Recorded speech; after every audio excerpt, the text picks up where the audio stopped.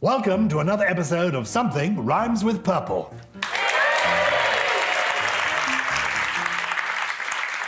This is one of our live shows, and it comes today from the beautiful Ambassadors Theatre in the heart of Covent Garden, in the West End of London.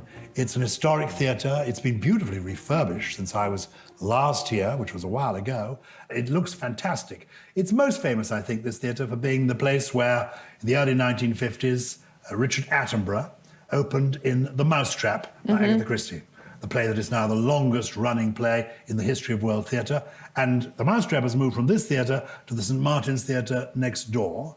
And we are here now, and we are so lucky to be here. I say we, it's me, Gyles Brandreth, and Susie Dent. Are you a theatre goer, Susie Dent? Not enough. I am in the theatre a lot with our show, with a show of my own, but I don't actually go enough and sit in the audience. Although, in the wings, we were talking about Mamma Mia, weren't we? The musical. Mamma Which is Mia. just a stone's throw from here. And yes, we loved that. You loved it too, didn't you? Well, I went to the opening, I think it was at the Prince Edward Theatre. Yes, we didn't go together, I should just say.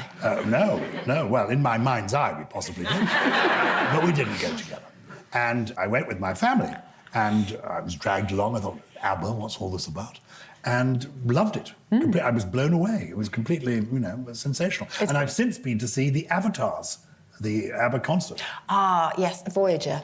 Haven't seen that yet. Is that what it's called? I think it's called Voyager. I don't know. Well, I think maybe you're right, but it was marvellous. Yeah. It's Avatars. It's not them, but you think it is them.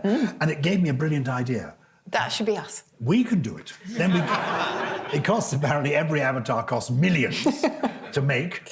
But what do you think? Well, we could be avatars now. We could be avatars, and then it means that, because I'm older than you and may not last as long as you, when I'm gone, I don't need to be replaced by Joe Lycett or another of your toy boys. I will have you. You will have hoovering over the chair. I can still be here, which is fantastic. Oh, we love that. Tell us about today's show. OK, well, we had an episode fairly recently on emotions, do you remember? And the many, many words for emotions that we have in English that perhaps people just didn't know existed.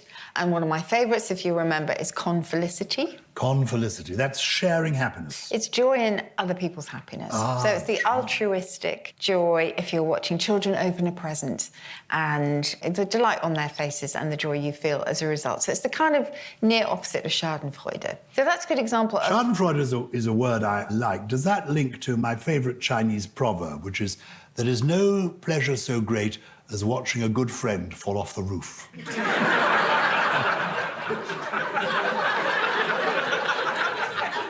That is terrible. And I always, at this point, I always tell you about the word, well, let me test you. It's a word in the historical dictionary, and it means somebody who wishes you success as long as it's not more success than they have, which I think most of us would recognise that emotion. Yes. It's a well-wooder.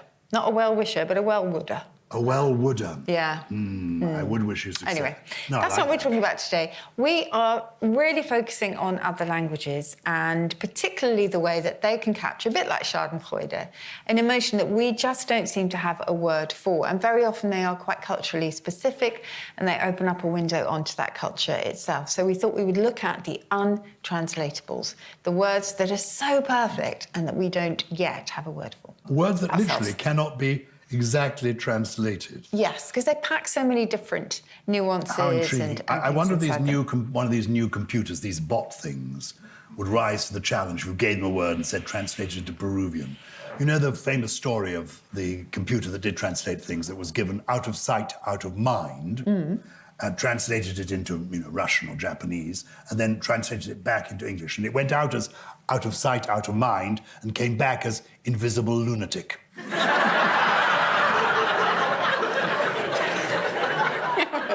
I love that. That's brilliant. Well, I have to say, I tweeted one of my favourite untranslatables this week, and I got a surprising number of people saying, yes, guilty.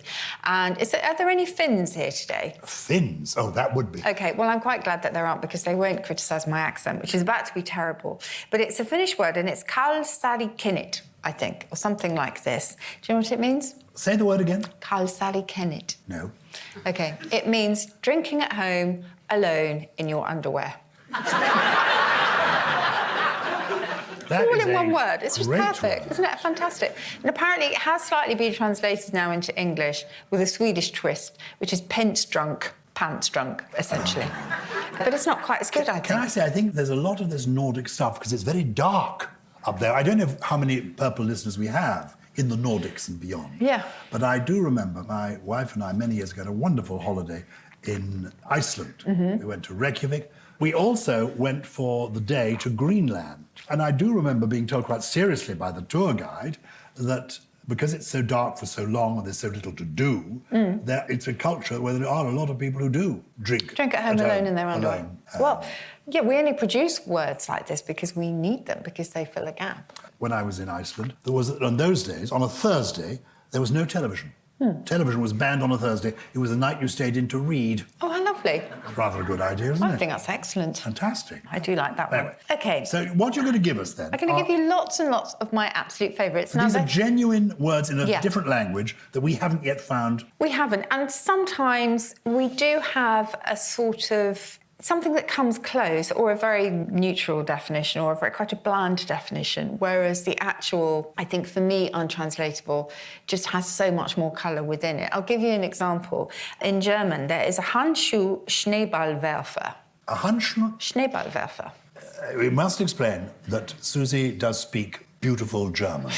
So do not think there's any cultural appropriation or anything improper. I'm trying not to. She is not mocking the German accent. No, I She's think giving I it to you authentically. love German, as you know. And I was born in Germany. I was born in Wuppertal. Give us the word again. Handschuh Schneeballwerfer. If I'd known we were going to do this, I would have brought my lederhosen. Because I've still got them. Yes, go on. All right. So what does that mean? If you were to translate it kind of neutrally, directly, it would just be a coward. But essentially, it means someone who wears gloves to throw snowballs. So it's the whole idea of someone being a bit wet. So it means a coward, but it's got so much more within it. I just absolutely love it. I love this game now. Yes, It's fantastic. It's fab. We did cover quite a few of these, as I say, in our emotions episode, but I'm going to give you a few more, if I may. So there's another lovely one, which I think we will all recognise. So, you know, when you're a little bit bored and you're a little bit listless and you're meant to be concentrating on something, but you just keep going to the fridge. You know that one? There is a word in Japanese, again, please forgive my pronunciation, but it's something like kuchi sabishi, and it literally means lonely mouth. Which, again, it's just gorgeous. It's so much more than just comfort eating, I think.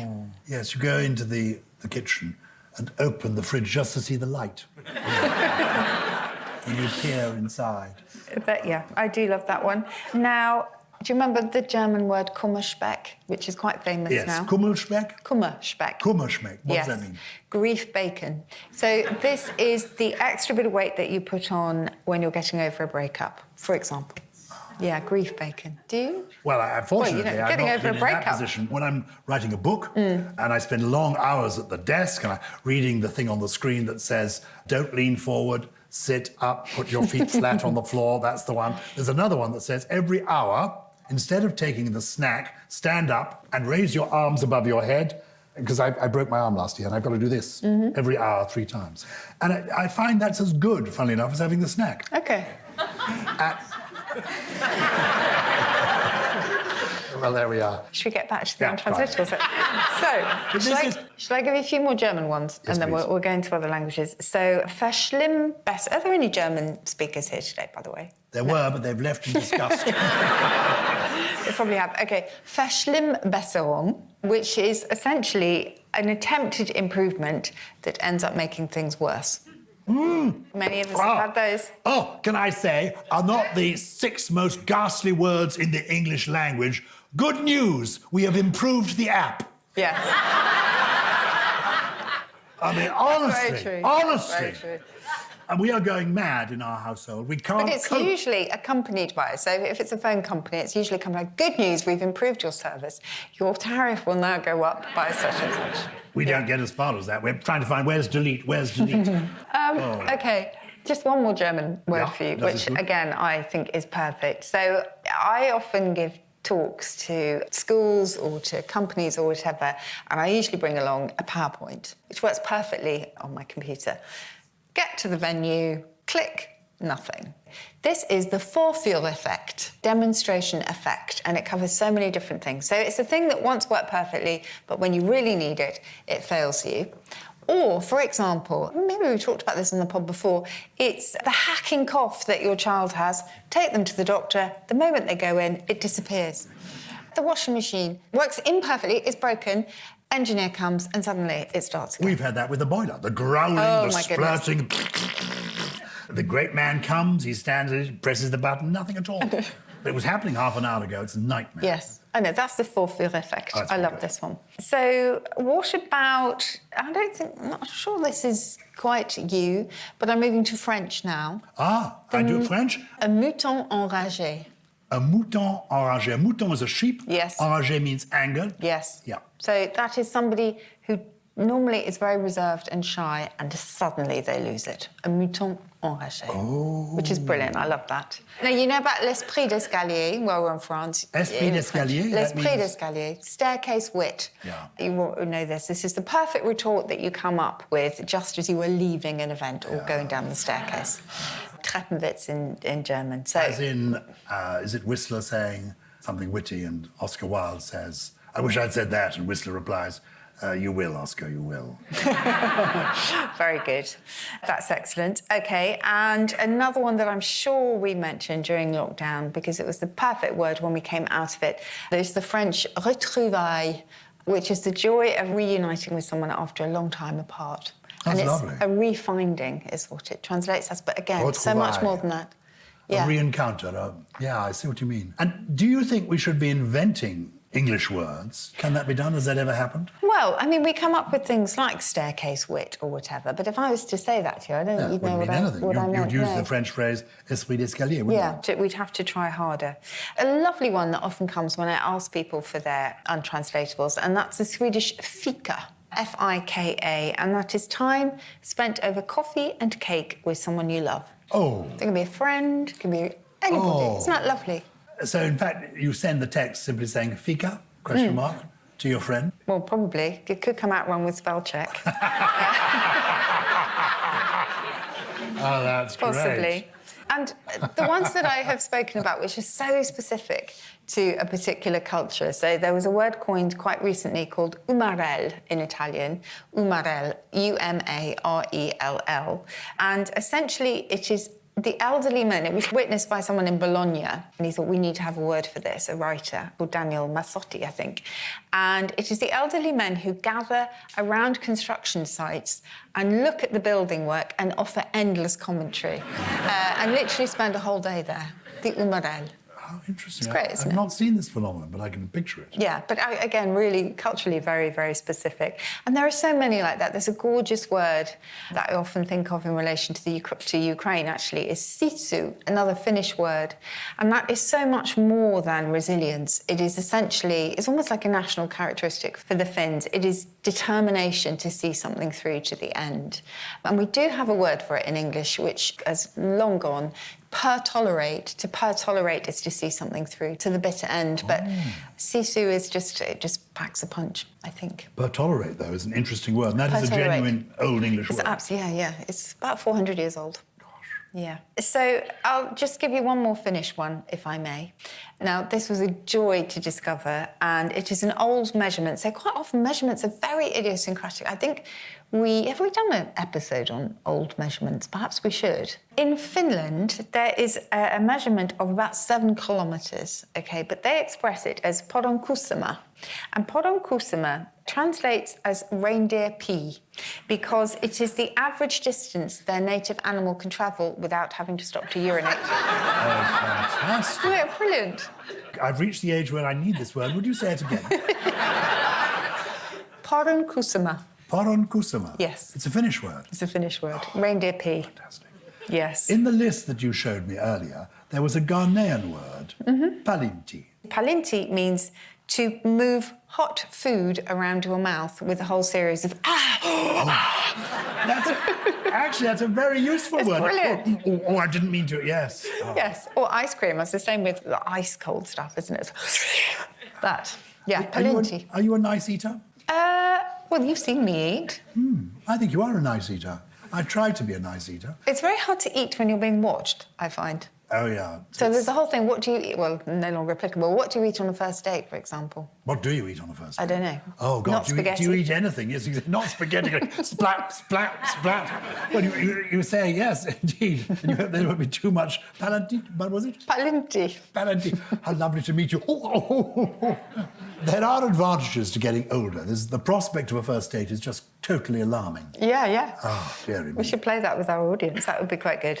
I'm going to give you a couple more Italian words. Yeah. So one is sprezzatura. And sprezzatura is, you know how, and I really apologise if I'm stereotyping here, but at least I'm doing it in a positive way. But the Italians just have this kind of wonderful flair to them that seems very insouciant. It's like very easy, natural charm. They just don't try too hard.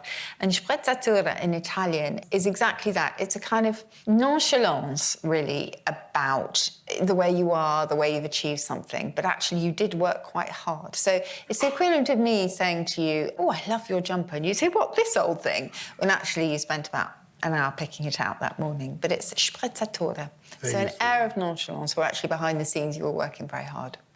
Are you, in fact, familiar with this jumper? Well, I know what's on the back. Yeah. On the front, people who are listening to this, I'm wearing a jumper, and on the front it says, I'm a luxury. And on the back it says something else. It says, few can afford on the back. And I know what's coming up because there is a big name that you're about to drop. I am about to drop a big name. This jumper that I'm wearing, known as a sweater in America, Yes. is the world's best-selling luxury sweater for a reason. This jumper was designed by me and a friend of mine called George Hostler. George Hostler was a wonderful designer. He was also an artist and a potter. And we met up at that time because I was appearing on television wearing colourful knitwear. And I loved his jumpers. And we got together and created a lot of jumpers. This was one of them. And at that time, he sold some of his jumpers through a little shop in Kensington Church Street. And one day, Diana, Princess of Wales, in the early 1980s, went into the shop and bought this jumper. And she loved wearing it. And indeed, there's a picture of her with her sons, William and Harry, wearing this jumper. And it sort of resurfaced somehow. And I think the jumper may have featured in The Crown. And then somebody called Pete Davidson, who I think was a boyfriend of one of the Kardashians, he bought one. And it's sort of gone viral. Excellent. Yeah. So why are you here? You clearly can afford to just sit at home. I'm here because of your company. I just want to be with you. Is there a word for that? I don't know. What's the word again? This is the problem. I've already forgotten that word of having cake and a conversation with somebody Fika. you love. Fika. Yes. Oh, I should remember that. Exactly. I'm here for the fika. You're here for the fika. Excellent. We shall get some coffee and cake. Are there some phrases and things here that you'd like us to use? Yes. Untranslatables can cover so many different aspects, really. So there are lots of foreign words and phrases that just, like grief bacon, Kummerspeck, that just have lovely translations. And we have our own slightly idiosyncratic equivalents. So it doesn't mean we don't have a version of it. It's just that when you translate them, they're quite lovely. So I'll give you an example. If you are so insulted by something that you just can't get a word out in response, in French, that is avaler des couleuvres, which means to swallow grass snakes. And explain to me again what that actually means. Avaler is to swallow. Yes. And Couleuvre are grass snakes. Yeah. And what's the meaning? It is to be so we would say in Old English, we would have said blutterbunged, not Old English with a capital O-N-E, but to be blutterbunged in the 13th century was to be completely overtaken by surprise. And to be gloppened was to be kind of stupefied and dumbfounded and unable to say a word. So we do have equivalents, but it's just lovely that it's to swallow grass snakes means that you just can't come out with a reply because you are so shocked. It's good. Yeah, exactly. What about sauté du coq à l'âne? Oh, yes. So this is where actually we think the phrase cock and bull comes from. Ooh. Yeah. The sauté du coq à l'âne means to jump from the cock to the donkey. And we're talking a cockerel here. And it means to keep changing subjects. So there's no logic, there's no sequiturs in your conversation. You just keep jumping from one thing to another. We all know someone like this, don't we? I think that's probably me sometimes as well. Is it somebody who just comes out with something and bears no relation to anything that's been said? And it's just, So that is what it is. But the cock and bull version, possibly, is because you're talking nonsense if you're going from one thing to another, is the idea. But I think it all began with a sort of French fable, not an Aesop, but a similar French fable, which is where it comes from. But, of course, the popular story about cock and bull is that it goes back to two coaching inns in the 17th century, and they were in a place called Stony Stratford. Have you ever been there? I haven't either. But there were these two coaching inns quite close to each other, and they were quite competitive. And they would regularly have competitions with each other that each of them would give the people who were stopping with them to have a bit of light refreshment a really juicy bit of gossip, completely made up. And they would see which was the fastest to get to London and to just sort of, you know, be spread around. And obviously they were all made up, so they were all cock and bull. That's the story, and it's a lovely one, but sadly not true. Any more idioms? Any more phrases? Oh, yes. Sorry, I will move on. OK, so in English we say it's no use crying over spilt milk. Mm-hmm. In French they might say les carottes sont cuites. The carrots are cooked. Oh, it's too late now. You can't. Yes. Yes, you can't uncook a carrot. Yes, you once can't. It's done. Les carottes sont cuites. I love it. That's good. There's quite a famous one in German, which is Ich verstehe nur Bahnhof. I only understand station, train station. And it means I do not understand a thing that the other person is talking about. Ich verstehe nur Bahnhof. I only understand train station. That's the only word I picked up from what you've been saying. Yes. Oh, that's quite funny. Yeah. So we also have, oh gosh, we've got some Swedish ones here, which I can't begin to, well, shall I give it a go? Give it a go. Don't worry, that we love the Swedish chef in the Muppets. It's quite all right. We did. Susie is quite rightly very sensitive. But don't worry, everybody, we're allowed to make fun. What, do we have any Swedes in the audience? Yes, if we do. Swedish speakers? No, I mean, we don't mean vegetables. We mean people from Sweden. No. OK, that's good. I'm going to go for att glida in på en lekmecke. And it refers to somebody who didn't have to work to get to where they are. So it's a little bit insulting. But literally, it means to slide in on a shrimp sandwich. Oh, that's so good. Which is just perfect. I love that one. OK, this is another interesting one. To do something hastily in Dutch is let's met de Franse slag doen, which means doing something with the French whiplash. What? Very dodgy. Say Let's again. move Explain on. the whole thing again. No, we can't let that go. To do something hastily... Let's met die Franse slag doen. Yeah, doing something with the French whiplash. I have no idea where that comes from. Slag is Miss Whiplash, is she? Or Miss Whiplash? Schlag means, well, in German, schlagen is to hit or to strike. It's nothing to do with what you're thinking of. Well, no. But as we're, to be serious for a moment, we're exploring language. The word slag, the derogatory word slag. Yes. Where does that come from? What is the origin of that? Do you know? I don't think that is Germanic, but this is where I get out the dictionary while you drop another name. No, I've run out. Having done the President of France and Diana, Princess of Wales, I don't think I can... Where can you go from there? It's very true. OK, slag. I do get to look up the oddest word in the dictionary. Slag. Yes, if people came and looked, if they didn't know who you were, yeah, and they see you, I mean, the sort of obscene words that she's looking up on a daily basis. It's very true. It's very true. Well, maybe the idea is from the slag that you get from smelting metal. And so it's that kind of refuse. Well, this is something, if you're listening to Something Rhymes with Purple, oh, you've got the answer? I have, yeah. And it's very interesting in English how words swap gender. So they may have been used as an insult towards a man sort of very early on and then swapped. So harlot. First harlots were men. And we've talked about this before. The very first people to be buxom were men and actually had nothing to do with your figure at all, and everything to do with being compliant. It's from the German biegsam, meaning bendable, sort of flexible. And it's the same here. So if you look at, you know, I love this book, Francis Gross's Classical Dictionary of the Vulgar Tongue. Your constant bedside reading. It is. No, it really is. It's the most amazing book. Common Prayer. Don't get me started. Yep, go on. And it says, slag, a slack-mettled fellow, one not ready to resent an affront. So someone who is just cowardly, essentially. A Handschuh-Schneeballwerfer. And then, so it was a worthless, insignificant or cowardly person. Then in 1827, we find one of the first references to a woman. A person who, or thing which, is the lowest, worst, or most objectionable.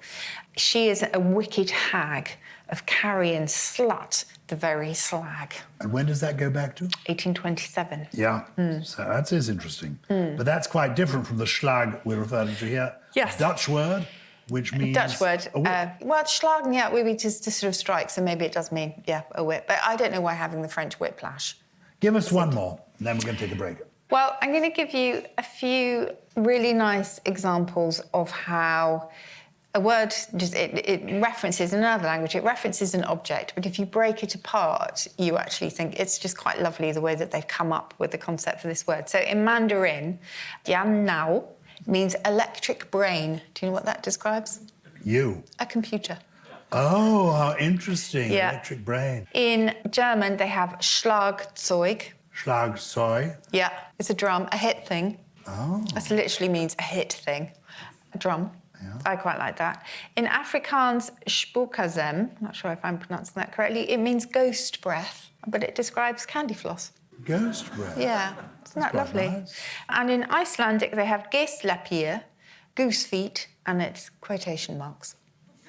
Oh, that is nice. Yeah, I like that one. Lots more. I'll give you one more. From Burmese, Ein Town. It translates as house prison.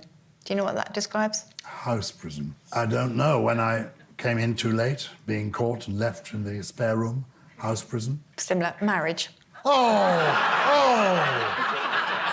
that's terrible. It's very mean. That is terrible. It's extremely mean.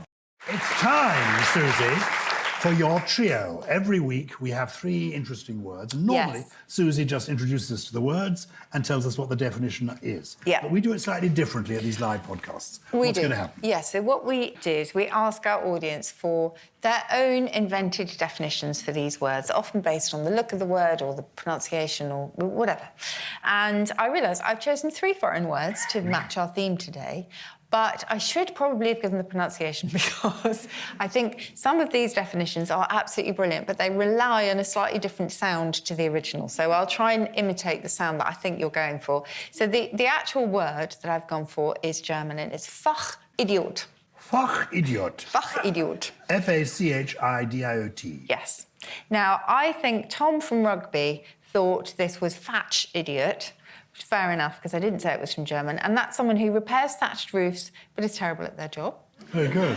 Ellie from Chelmsford, I think, maybe went for Fash Idiot, possibly, because she said it's a dictator of very low intelligence. And we have Neil Titley from Hampstead. I'm not sure what sound you're going for here. A misguided dandy.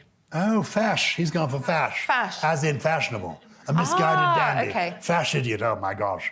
Yes, Beau Brummel on a bad day. Yes, got you. OK. So it is a Fachidiot. And what's that mean? And it means someone who knows everything about their field but is clueless at everything else. Oh, that's good. Yes. Anyway, so you have to choose a winner at the end, by the way. I do. So this next one is akihi. Akihi.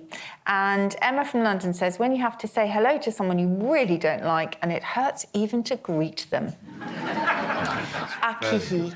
Ak is a bit like ik, isn't it? Yes, like that. Oh, this is a brilliant one. Dominic from London says, akihi. Akihi is the noise associated with stepping on Lego. That's brilliant. And Matthew from St Albans says, it's a tool used to open a locky. These are so good. Akihi, a locky. I get it. Oh, these are so good. OK, so the real definition is it's Hawaiian. We really need this in our language. It's the forgetfulness you feel immediately after someone's given you instructions or directions, you'd better. So you've stopped, you've asked for directions. By the 5th turn left at whatever, it's out your head. Very good. So I love that one. The next one, the last one, is from Italian, and I hope this is hard to see. Attacca bottoni. Attacca bottoni. Yes, very good. Alison from Rugby says that Attacca bottoni is the back of the attic where you put old Halloween decorations, but it's now too dark to look and you're scared. Oh, very good. Attacca bottoni, yeah. Jalison, I think from Harrow, says makers of royal buttons. Attacca bottoni, I quite like that. And Gail from Bruffing says that it's Italian weed killer. Attacca bottoni. Oh, that's very good. OK, This is actually Italian for someone who buttonholes you and proceeds to bore you with endless stories and you can't get away. So they attack your button. But that's actually a very useful word. It's so useful. Attaccabotoni. They've got your button. They've got you by the buttons and they won't stop their telling their tale. Yes. That's hilarious. It's very useful. OK, so you have to choose one of those. Can you remember them? I think it's between. It was in the akihi. The akihi was a tool used to open a locky, or the noise associated with stepping on Lego. Which do the audience think is the winner of those two? The key. The key, Yeah. OK. Well, that is Matthew from St Albans. Well done, Matthew. Congratulations.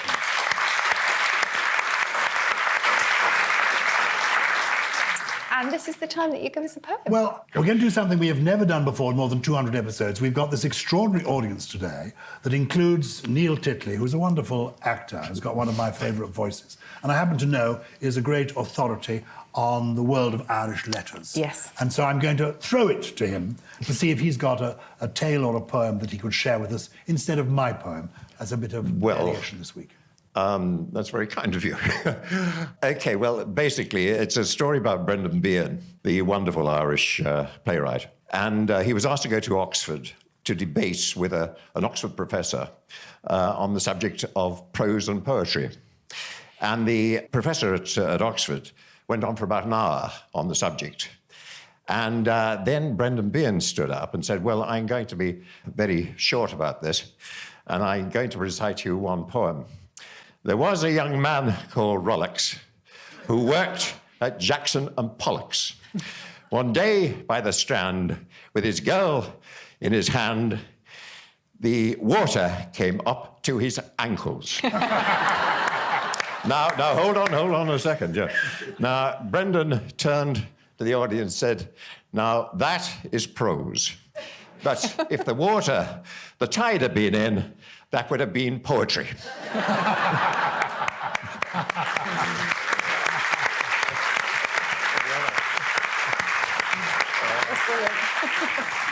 haven't got... Thank you. We can't top that. We're not going to. We're simply going to thank this wonderful live audience here at the Ambassadors Theatre. We're going to be back here in May, I think, sometime. And then we're going to be going around the country with these live shows. Yeah, Cambridge We're going and to Salisbury. Yeah, we're Bristol. going to Bristol. And we're going to Cambridge. We are. The Arts Theatre. Yeah. Yeah. You know, I put on a production there. I know. Are there any theatre that you haven't put a production? There's several that I did that are now closed. But anyway, we'll be open for business. Every Tuesday, we drop a new podcast called Something Rhymes with Purple. Yes, and if you did love the show, please continue to follow us. Wherever you get your podcast, please recommend us to friends and family if you think they would like it too. And please, most importantly, email your questions to purple@somethingelse.com.